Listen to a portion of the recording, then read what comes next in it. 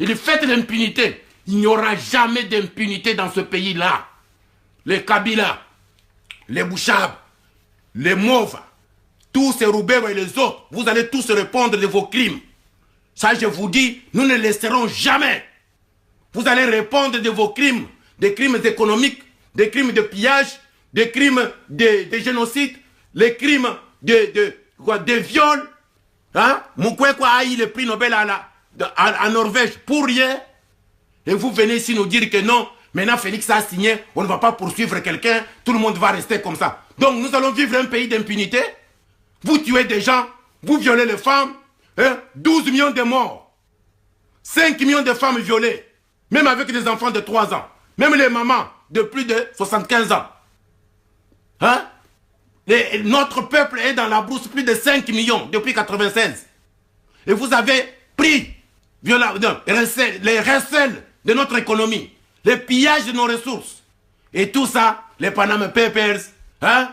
Donc les rapports mapping, donc les rapports Garreton, tous les rapports des Nations Unies, de Human Rights, de tout le système des Nations Unies, tout ça on va laisser parce que Félix Tshilombo a signé. Il a négocié avec qui? Il est qui lui, Félix? Il est qui? Il est l'enfant de qui?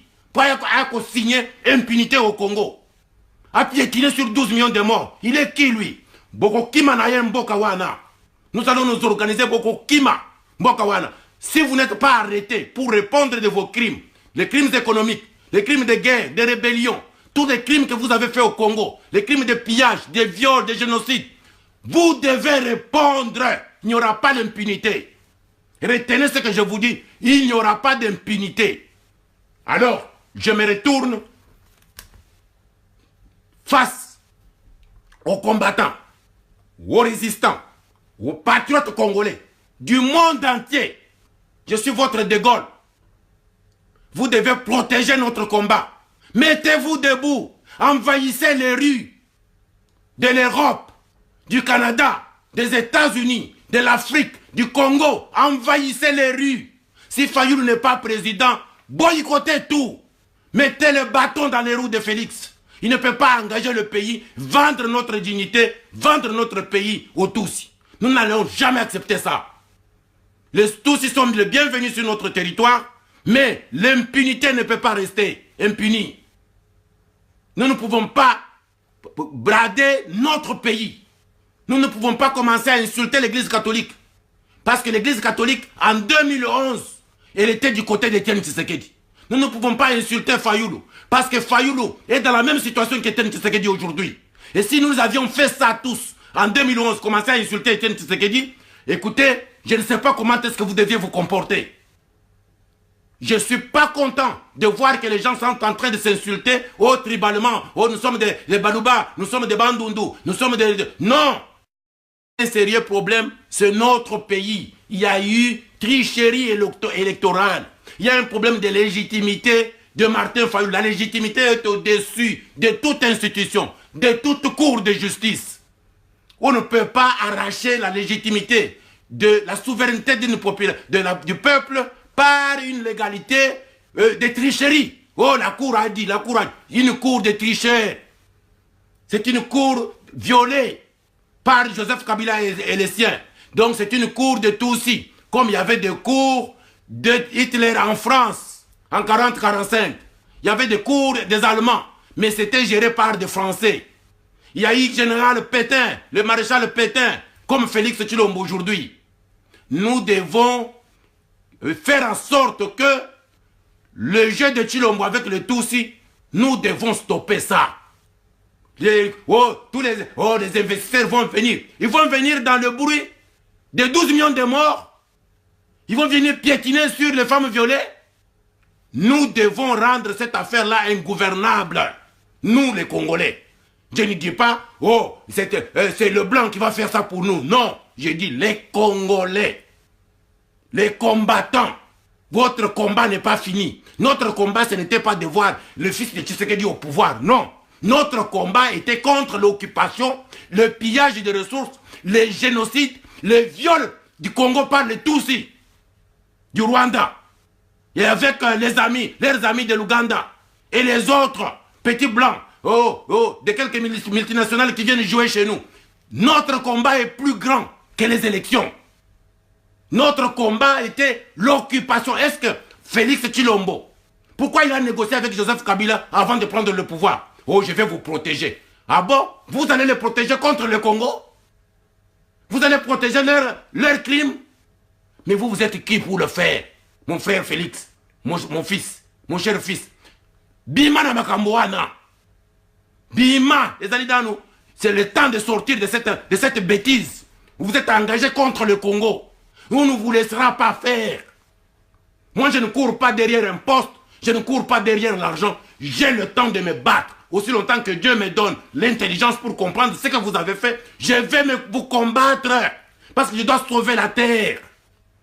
Je dois sauver le Congo avec les Congolais de toutes les provinces qui ont témoigné leur confiance à Martin Fayulu. Votre affaire des élections, on a mis la tête dedans par stratégie. Mais notre combat, c'est contre l'occupation. Le combat n'est pas terminé parce que avec ce paradigme des fausses élections, des faux résultats, les Tutsis ont créé un paradigme de démocratie qui n'a jamais existé dans l'histoire du monde. Et ça va être exporté dans tous les pays d'Afrique. Il faut bloquer ça maintenant. Il faut bloquer cette histoire, cette aventure-là, maintenant. Alors, je suis venu vous dire, vous les Congolais, comme mon oncle me disait, Kanane Tchongo, Aminanga, avant de mourir, nous devons travailler ensemble pour que le Congo soit Congo. Pour que nous ne puissions pas nous retrouver comme des Palestiniens. C'est là où les Tutsis nous amènent aujourd'hui. À travers Tshilombo. Les Tutsis nous amènent trop loin. Je ne peux pas ici venir ménager Tshilombo parce que c'est le fils de Tshisekedi, parce que c'est mon fils, parce que... Non. Quand un fils commence à vendre la terre, il devient trop dangereux. Il devient trop dangereux. Parce qu'il a signé pour son ventre. Même son propre père, il se réveille aujourd'hui, il ne va pas être d'accord avec lui. Il ne va pas être d'accord avec lui. Je fume bien mon chanvre, mais je vous dis des vérités. Et ça passe dans le monde entier. Nous n'allons jamais laisser personne impuni dans le Congo. Joseph Kabila va être arrêté et jugé. Les Rouberwa, tous ces mondes-là, les Nyarugabo, hein, les Bouchab, tous les Ramazan, tous ces mondes-là doivent répondre de leurs crimes. Ils ont tellement fait des crimes, et si Félix veut, il va être arrêté avec eux. Il va être arrêté avec eux. Et je demande aux militaires congolais, je dis bien aux militaires congolais, il est temps de faire un coup d'État. Réveillez-vous, faites un coup d'État, et vous serez des grands hommes.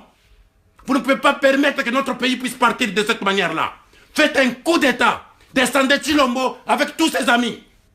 Et Dieu vous rendra ce que vous devez avoir. Dieu sera content que vous aurez sauvé le Congo. Nous rentrons dans la nuit obscure pour notre pays. Je demande aux militaires congolais, même un seul militaire, tous si modérés, de se mettre debout, de tirer sur tout ce monde-là. Terminez cette affaire de fausse démocratie. Terminez cette affaire de mensonges et de vol des élections de Fayulu. Je demande, il y aura toujours un bon Tutsi modéré qui va sauver les autres Tutsis qui sont en train d'occuper, de piller le Congo. Il y aura toujours un bon Congolais qui va se mettre debout, qui va tirer sur tout ce monde-là. Il est temps maintenant que les militaires congolais passent à l'action. Même un seul individu va trouver la solution pour le Congo. Parce que Dieu n'est pas bête. Dieu n'est pas bête. Ce que vous venez de faire aux Congolais, c'est impardonnable, vous les tous. Que Dieu vous bénisse. Je vous laisse par ici. Je vous demande de vous réveiller et de vous battre pour la bonne cause. Sauver la voix de Martin Fayulu, la légitimité de Martin Fayulu. Sauver le Congo et continuer la lutte. Parce que le pays est plus qu'occupé pour le moment. Avec Félix Tshilombo. Que Dieu vous bénisse.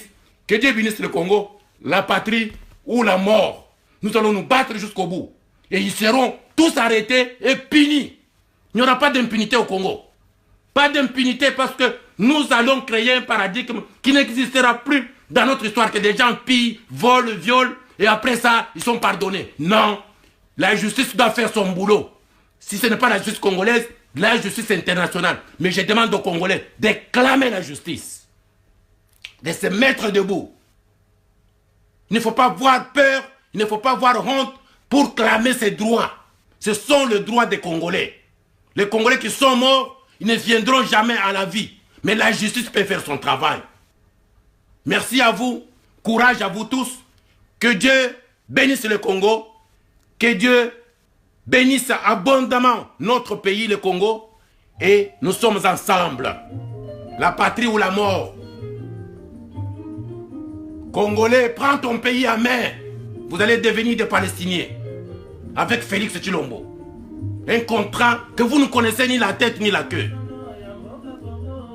Ce Congo-là, il doit être sauvé. Même par un fils du Congo. Même par un... Que Dieu vous aide. Je vous embrasse tous. Avec Dieu, nous vaincrons. Parce que c'est notre pays, c'est notre terre.